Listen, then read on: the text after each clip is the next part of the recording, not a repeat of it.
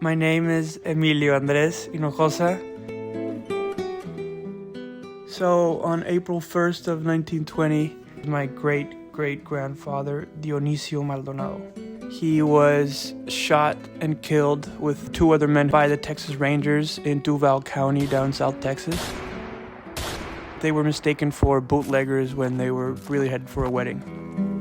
The Mexican Revolution had happened a couple years before, so Texas had seen a lot of migration from Mexicans.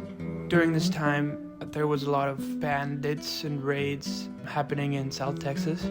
There was a period called La Matanza, which is a period in the 1910s and 1920s where Mexicans were lynched and murdered because of their heritage by the Texas Rangers. Prohibition was just placed in the 1920s. Most Mexicans that were on horseback and were roaming around were assumed to have been smuggling in tequila or mezcal from Mexico to the United States. This wedding was in a place called Parás, Nuevo León in northern Mexico. My 4 grandparents were born here, and my descendants were some of the founders of the town. And Dionisio Maldonado's ranch and his father's ranch is the ranch that my family owns now, and the ranch that I go to and tend the cattle. The ranch my grandmother was actually born in. Mexicans still tend to face problems with white Texans, especially since it is a border town and immigration is a really big, nuanced problem.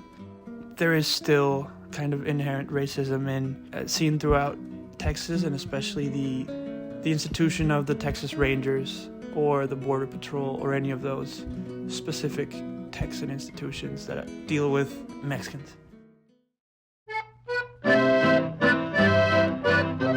There's actually a corrido written about Dionisio Maldonado entitled Dionisio Maldonado. And a corrido is like a Mexican folk song, country song that tends to deal with the working man. This song specifically was written nobody knows by who, and it was usually sung in cantinas to kind of remember the story. It was recorded in the late 1940s in Laredo, Texas, but the recorded version missed out on some of the verses that my grandma remembers hearing in cantinas when she was a kid.